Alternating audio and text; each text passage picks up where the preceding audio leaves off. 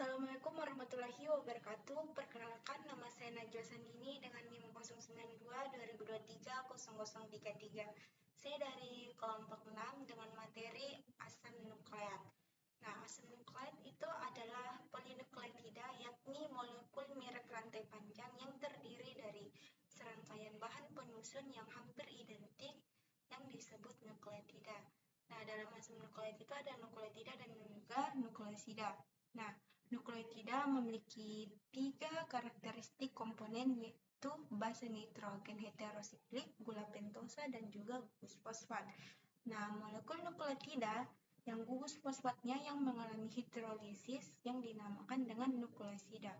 Basa dan gula pentosa penyusun nukleotida merupakan bentuk senyawa heterosiklik. Kita masuk di basa nitrogen heterosiklik.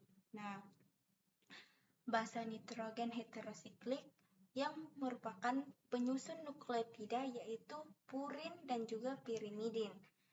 Nah, ada 4 basa nitrogen yang merupakan unit pembentukan DNA dan juga RNA, yaitu pada pembentukan DNA ada adenin dengan simbol A, guanin dengan simbol G, sitosin dengan simbol C, dan timin dengan simbol T. Sedangkan pembentukan RNA yaitu ada adenin, guanin, sitosin, dan urasil.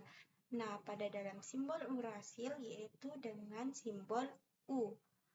Adenin dan guanin merupakan basa nitrogen jenis purin, sedangkan sitosin, timin, dan urasil adalah derivat pirimidin.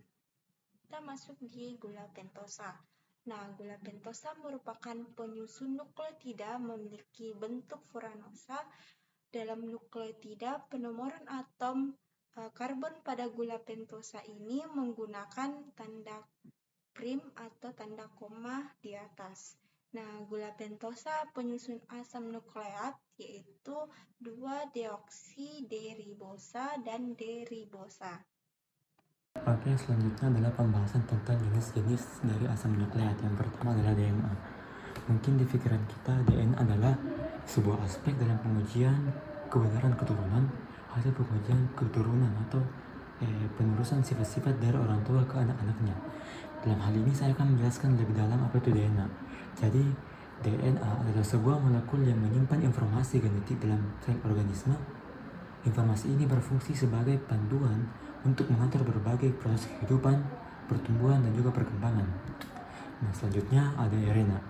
RNA adalah jenis molekul yang hampir sama persis dengan DNA dalam hal kimianya, tetapi memiliki peran yang berbeda dengan DNA. RNA bertanggung jawab dalam proses penerjemahan informasi DNA dari sistem protein. Selanjutnya adalah fungsi dari DNA dan juga RNA. Seperti yang saya bilang bahwasanya RNA dan DNA itu memiliki fungsi yang berbeda. Untuk DNA, fungsinya yaitu menyimpan informasi genetik dalam sel dan menstimulasikan warisan genetik dari generasi ke generasi berikutnya. Sedangkan untuk RNA, mengirimkan instruksi dari genetik ke DNA dengan ribosom untuk sintesis protein. Juga terlibat dalam berbagai fungsi seluler seperti sintesis protein dan juga regulasi genetik. Selanjutnya, struktur penyusunan dari DNA itu sendiri. Yang pertama adalah gula fosfat. Setiap DNA memiliki rangkaian gula fosfat yang berulang-ulang. Yang kedua adalah basa nitrogen. Basa nitrogen adalah komponen yang berperan dalam pasangan-pasangan dalam hals ganda. Yang ketiga adalah ikatan hidrogen. Pasangan basa A, T, dan GC atau bisa kita sebut dengan urasi, guanin, sitosin, dan adenin. Ini semua berhubungan melalui ikatan hidrogen. Ikatan ini memberikan kestabilan pada struktur heliks ganda. Yang selanjutnya adalah penjelasan tentang jenis-jenis dari DNA. Dalam tubuh makhluk hidup ada beberapa jenis DNA yang ada, di antaranya yang pertama adalah DNA genomik. DNA genomik adalah tipe DNA yang ada pada golongan genom lengkap organisme. Yang kedua adalah DNA mitokondria. DNA mitokondria adalah DNA yang ada dalam mitokondria, organ sel yang berperan dalam mitokondria produksi energi. Yang ketiga adalah DNA kloroplas. Hanya ditemukan dalam sel-sel tumbuhan dan alga yang mengalami fotosintesis. Dan yang keempat adalah DNA plasmid. DNA plasmid adalah fragmen kecil DNA yang ditentukan dalam bakteri dan beberapa organisme lainnya. Selanjutnya adalah struktur dari DNA itu sendiri. Jadi, struktur DNA melibatkan 3 jenis utama yang berperan dalam proses seluler. Struktur RNA terdiri atas yang pertama adalah RNA messenger atau mRNA.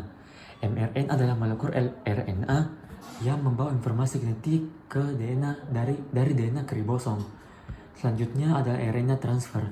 RNA transfer atau biasa disebut dengan tRNA adalah molekul RNA yang membawa asam amino ke ribosom selama sintesis protein.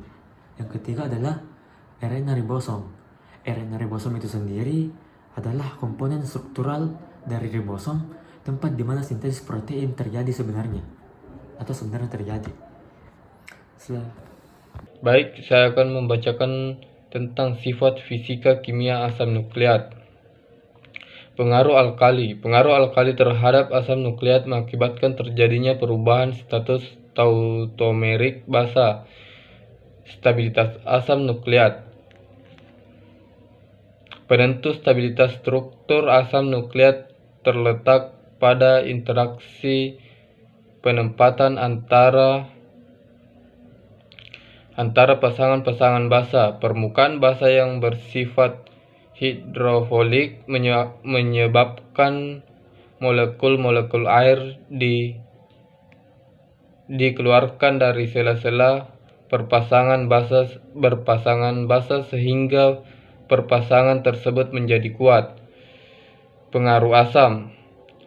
Di dalam asam pekat dan suhu tinggi, asam nukleat akan mengalami hidrolisis sempurna menjadi komponen-komponennya. Namun di dalam asam mineral yang lebih encer, hanya ikatan glikolisidik antara gula dan basa purin saja yang putus, sehingga asam nukleat dikatakan bersifat apurinik. Denaturasi kimia. Denaturasi adalah sebuah proses di mana protein atau asam nukleat kehilangan struktur sekunder dengan penerapan beberapa tekanannya eksternal atau senyawa. Viskositas.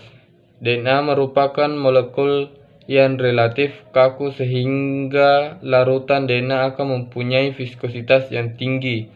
Karena sifatnya itulah molekul DNA menjadi sangat rentan terhadap fragmentasi fisik. Kerapatan apung. Analisis dan pemurnian DNA dapat dilakukan sesuai dengan kerapatan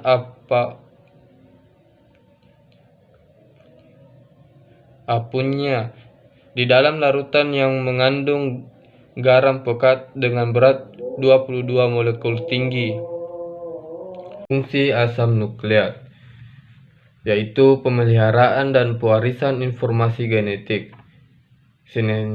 sintesis protein, regulasi ekspresi gen, pemrosesan genetik, transfer asam amino, komponen struktural ribosom, pengaturan seluler dan fungsional biologis, rekombinasi genetik, replikasi DNA. Baik, cuma itu yang bisa saya jelaskan. Sekian dan terima kasih.